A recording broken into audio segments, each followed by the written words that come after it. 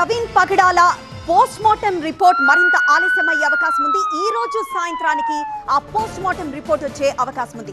Pastor మృతిపై ఇప్పటికే పలు సందేహాలు వ్యక్తమయ్యాయి. పాస్టర్ ను చంపేశారని క్రైస్తవులు ఆరోపిస్తున్నారు.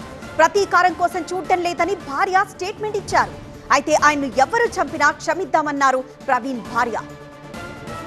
పాస్టర్ ప్రవీణ్ పగడాల చనిపోయిన 36 గంటల తర్వాత పోస్ట్ మార్టం చేసి 36 గంటలు గడుస్తున్నా ఇప్పటికీ రిపోర్టు బయటికి రాకపోవడంపై ఆయన సన్నిహితులు క్రైస్తవులు అసహనం వ్యక్తం చేస్తున్నారు. అయితే ఈ రోజు సాయంత్రం రిపోర్టు బయటకు వచ్చే అవకాశాలు కనిపిస్తున్నాయి. ఇప్పటికే 2 డిఎస్పీల బృందం పాస్టర్ మృతిపై దర్యాప్తు జరుపుతోంది. నిన్న ఆయన అంత్యక్రియలకు వందలాది మంది రావడంతో సికింద్రాబాద్లోనూ ఉద్రిక్త వాతావరణం నెలకొంది. ఆయన అంతిమ యాత్రలో వీ వాంట్ జస్టిస్ అంటూ ఆందోళన నిర్వహించారు. ఆయన ప్రమాదం జరిగిన తీరు, బైక్ ఆయనపై పడున్న తీరు, ముఖంపై గాయాలు, టీషర్టుపై బూటు కాలి గుర్తులు, పక్కనే కర్రలపై అంటుకున్న బురద వంటివి చూస్తుంటే ఆయనది ముమ్మాటికి హత్య అంటున్నారు అనుచరులు. పాస్టర్ ప్రవీణ్ భార్య మాత్రం ఆయన్ను ఎవ్వరు చంపినా క్షమించాలని పిలుపునిచ్చారు. తాము ప్రతీకారం తీర్చుకునేందుకు లేమని క్షమిస్తున్నామన్నారు ప్రవీణ్ భార్య.